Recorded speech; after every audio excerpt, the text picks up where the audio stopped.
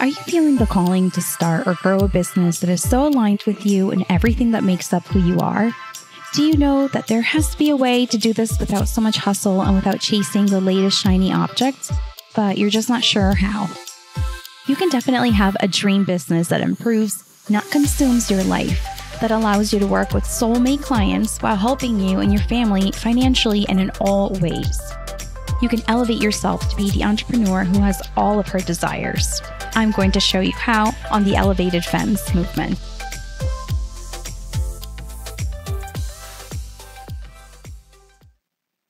Hi, welcome back to another episode of the Elevated Femmes movement.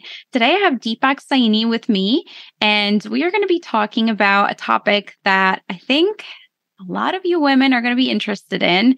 And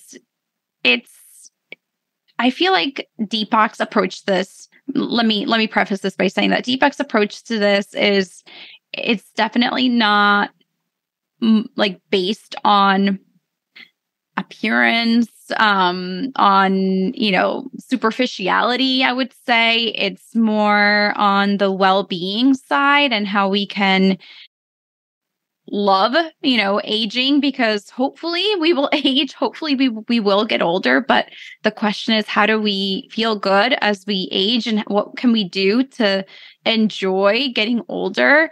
But I'm going to let Deepak get into all this. So Deepak, welcome. You're tuning in from Canada, and so it's so good to connect with people from different parts of the world whenever I have a guest. So absolutely, welcome, first of all, and tell us a little bit about yourself. Yeah, first of all, thank you, Julia, for having me. And I just want to also say it's not just for the women, it's for the men as well. It's for your husbands, it's for your brothers Yes. and your fathers as well. Absolutely. So, what was the first question? How are things going? Things are going fantastic here in Canada. Finally got summer, it's really actually happened now, or spring. Weather's good, you can go outside and, t-shirt and shorts and not have to be bundled up. And, it's actually fun to take the dog for a walk instead of like being minus 40. So love this time of year. So totally happy with the time of year. Awesome. So tell us a little bit about how you got into what you're doing. Tell us a little bit about what you do. But you started out with a pretty traditional, corporate job, and then decided to pivot and became let me tell you a bit about my story, and I'll be brief. I don't want to take too much time on that, and people can always check me up and learn more. But my first career as a CPA, professional accountant, and I worked in corporate Canada in the energy sector, and in accounting and finance and that sort of thing. If I go back, I was always the chubby kid growing up. As far back as I can remember, I was always sick all the time, 3-4 times a year, like clockwork. Almost with the seasons changing, I'd get sick, like really sick, chronic bronchitis all the time. As I got a little bit older, at 18 years old, I'd be classified as morbidly obese, so well over 100 pounds heavier than I am now. Again, always chronically sick. They could never figure out what, I had autoimmune condition, but they never could really actually diagnose me. The last thing they thought maybe was actually I might have leukemia, which turned out to be negative, which good, right? But on the one hand, when you're that sick all the time, you almost want to be diagnosed with something, so you can be like, okay, now we know, and now we can move forward, right, instead of this just guessing game and never really feeling 100%. But where it really came ahead to me was just about 9 years ago. My youngest daughter was a baby, like just recently born, and I hurt my back really, really bad. I had no flexion, so I couldn't bend over. So very difficult putting on your socks and shoes, getting in and out of a chair, which includes the toilet. Couldn't do any activities. I had started running at that point and entering some races, and I couldn't golf anymore. I couldn't run, but I couldn't bend over enough to pick her up out of her crib. So I didn't recognize it myself at the time, in hindsight, but, I probably was in depression. Again, I wasn't doing anything, couldn't pick up my daughter. In my older daughter, I couldn't even play with her effectively. So that was kind of the low point, but yet the start of my journey. So in trying to heal my back and find modality, well, let me take a step back. I like to say that the Western medical system wasted 18 months of my health, ineffective treatments, running around through the system, misdiagnoses. I'm sure a lot of your audience can probably, if they haven't witnessed that themselves for themselves personally, a family member or a friend, I'm sure we've all kind of seen this happen, unfortunately. So I took matters into my own hands. I found a modality to heal my back. Some would call it, it's pretty mainstream actually now, and certainly now, 9 years later. But, some people might term it, alternative medicine. But in doing that modality, heal my back with lifestyle changes that I implemented to bring inflammation down through my body systemically, primarily through nutrition, but other lifestyle factors as well. Lo and behold, the last 60 of that 100 pounds melted away in a matter of like 5-6 months, and my autoimmune condition just cleared up, and I basically haven't been sick since. So we're going on 8 plus almost 9 years that I haven't been sick. Again, from someone who got chronically sick multiple times a year, like four or five times a year. So wow, I'm doing something right. So obviously, people only see the outside, right? They only see our bodies. They don't know our internal struggles or what we're going on. But coworkers, colleagues, business associates, they saw the rapid weight loss, and they're like, some people thought I had cancer. Actually, I lost weight so fast, and I already keep my hair pretty short. I have for a long time, but other people were like, hey, can I buy you a coffee? Can I take it for lunch? What are you doing? So I was like, hey, I read this book. You should try this. I read this article. This is what I'm doing. And pretty soon I got to realize, I'm like, I actually like doing this a lot more than being, an accountant in the corporate world. So, I ruminated that for a while, and then I decided, hey, I'm going to do this, what we now call a side hustle, evenings and weekends, as being a coach. So I got some early certifications and started working with people who were like me back then, weight loss, back pain. But as I evolved myself in what I want for my own health and my own longevity, so I have a publicly stated goal to be a centenarian plus, and that's not the last 20 years being bedridden or living in a home with tubes up my nose. It's controlling my own destiny, living in my own home, playing with my great grandkids, stand-up paddleboarding every chance I get, snowshoeing in the winter, etc. That's what healthy aging means to me. As I evolved in my approach to health and long-term health, the people that are attracted to me started to want to follow that path as well. So then again, I started with weight loss and back pain, and now I work on people helping reverse the effects of aging so that they don't get chronic diseases. So that's what I kind of do now, and that's kind of the niche I've carved out for myself. Yes, I love that. I think a lot of times we wait until we are already in that, there's that hitting rock bottom phrase that we hear. So a lot of people think like, well, I'm already old. I'm already, my age is already X, right? I'm already 60 years old. I'm already 70 years old.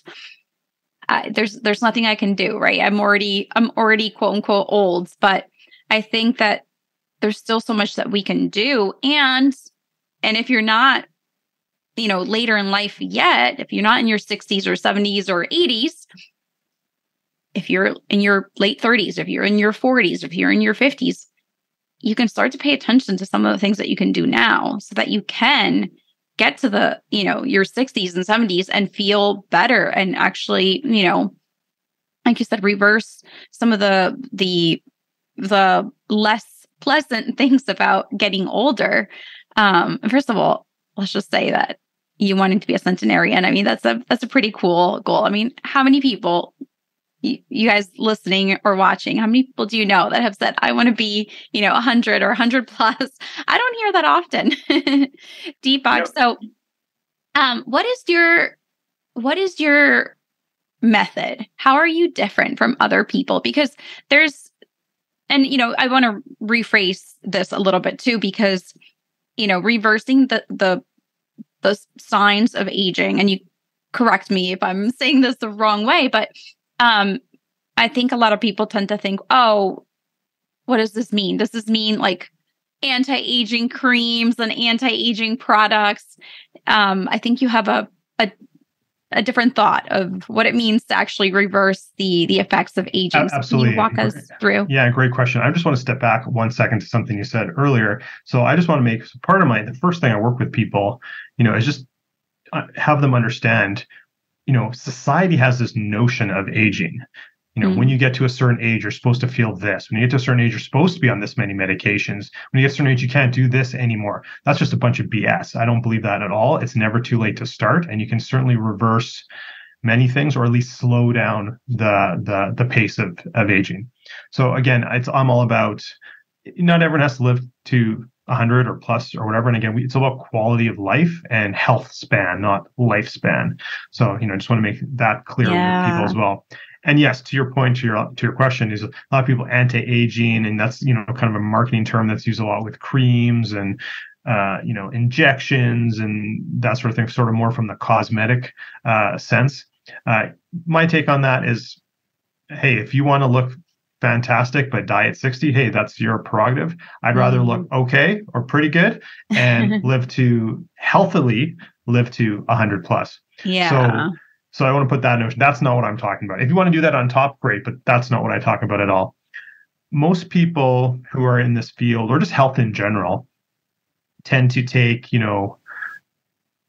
they might look at 2, maybe 3 variables when it comes to long-term health, to longevity.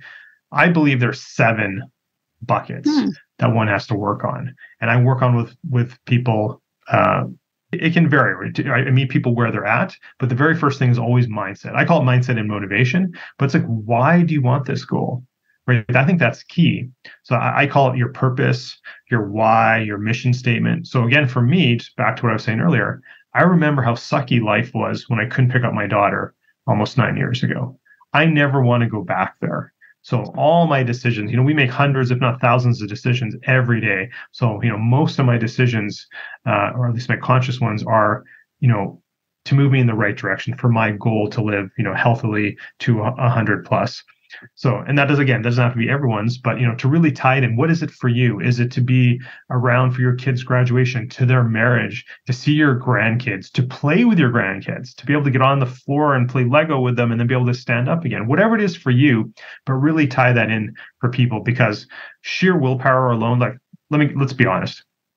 If you're a complete rock star, maybe willpower alone, maybe you can get 2 years. Now, I'm just going to be blunt. Most people are not rock stars. Most people can't do 21 days of just willpower. So when you tie it to something that's important to you, that's really ingrained, call it your heart and your mind, when you have it really tied in, when the going gets tough, when you don't want to get up to go for your walk, when that third slice of cheesecake gets passed by, that's where you're going to tie in, like, no, this is not for me because I know what I'm going for. This is my long-term goals, whether long-term for you is 5 years, 20 years, or for me, 60 years still, right? So I, work with people, that mindset around that. So that's number one. I think a lot of people miss that, or they only focus on that, or maybe one other thing. So I'll just go through really quickly. I won't go in depth. So mindset and motivation.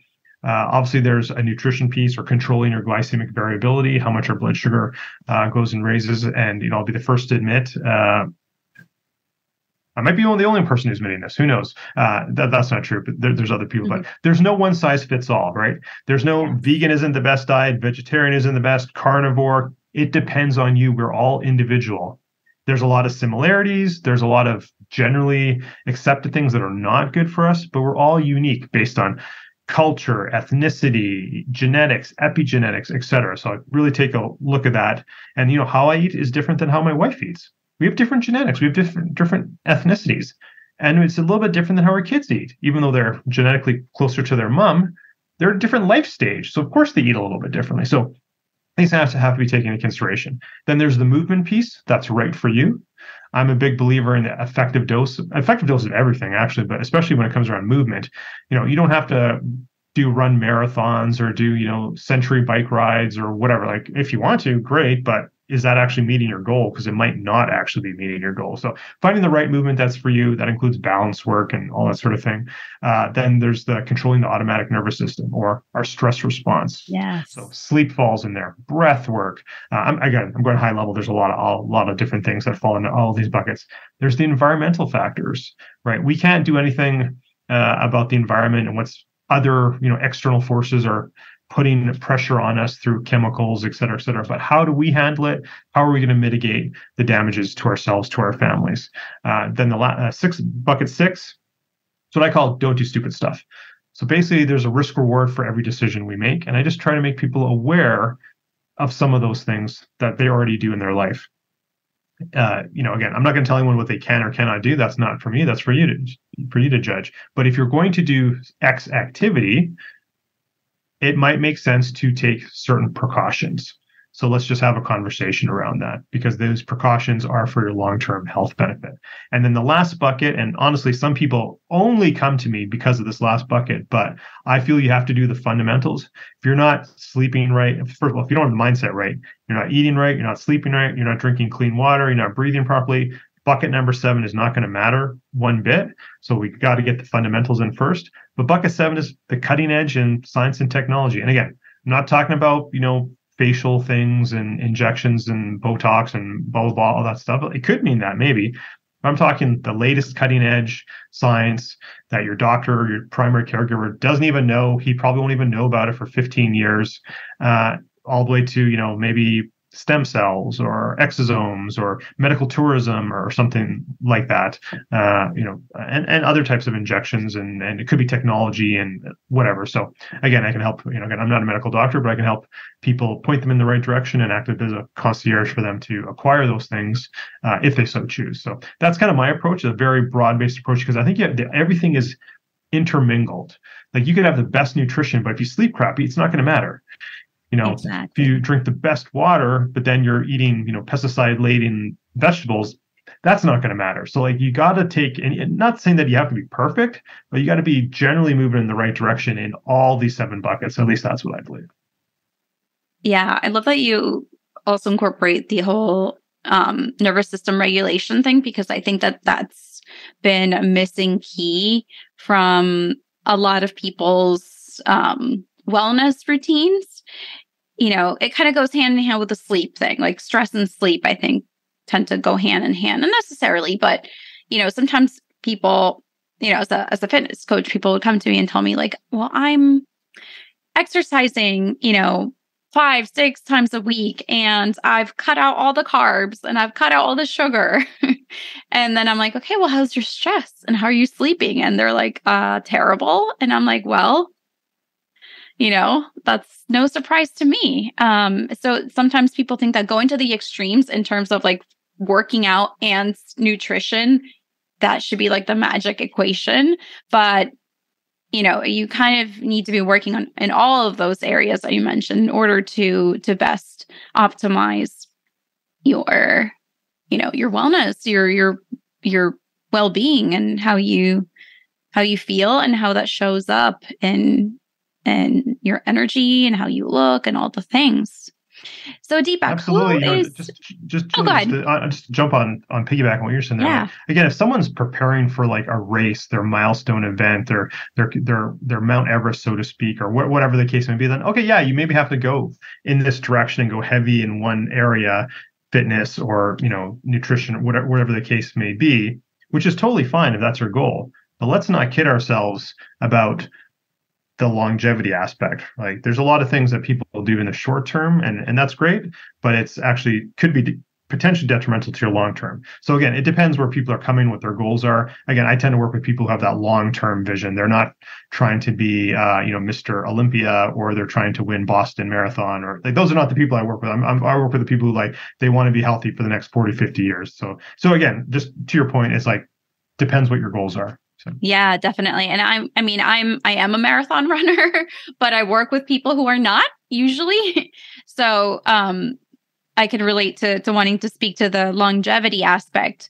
And I think the one thing that I often hear from clients, especially when I tend to work with in fitness coaching, when I've worked with people in their 60s or 70s, is they want to be fit enough, strong enough, healthy enough to be able to play with their grandchildren. That's always like the number one thing. And I really think that the way we take care of ourselves when we're in our 20s or 30s, and then, a little bit later on in life, even I would say even past our 40s, things start to look a little bit differently. And a lot of times, I'm not going to say it goes this way for everybody, but a lot of times it's about being more intentional.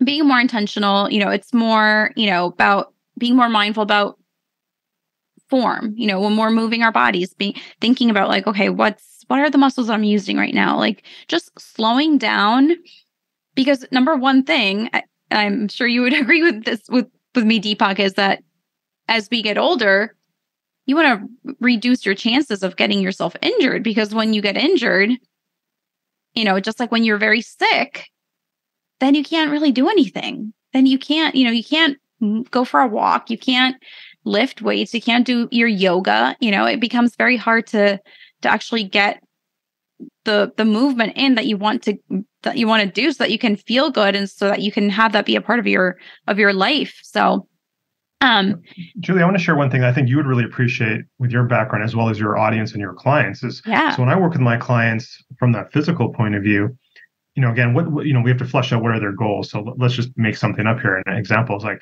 okay, when I'm 80, I want to be able to pick up my grandkid. Well, how much would your grandkid weigh? This age, I don't know, probably like 40 pounds or something. It's like, or whatever that is, right? It's like, okay, so if you want to be able to pick up your grandkid, what is that? That's basically a squat. Basically doing a squat and maybe like a press type of thing if you're going to pick the kid up. Okay, so if you want to be able to do that with 40 pounds at 80, knowing natural declines, and it's going to be different for everyone, of course. How should you be training now, right? If you want to be able to do that let's make up a number. Let's 20 years from now. You want to be able to squat and press up 40 pounds in 20 years. What kind of weight do you need to be doing now? And if you can't do that now, how do we build up so you can? So that even taking into natural declines, when your goal for 20 years from now, you can squat and lift and press 40 pounds. That's kind of how approach I take as from the physical point of view, depending on what people's physical goals are for the future. Again, long-term view. So I think you and your audience would appreciate that.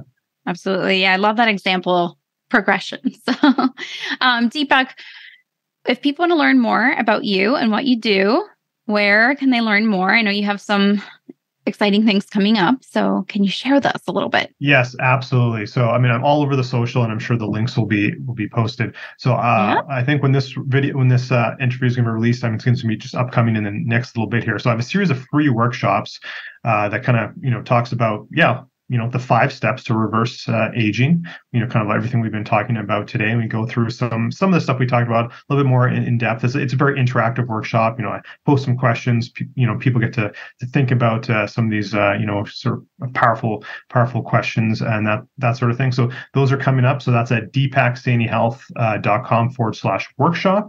There's a number of them. You can sign up for the time that works for you. Again, they're free.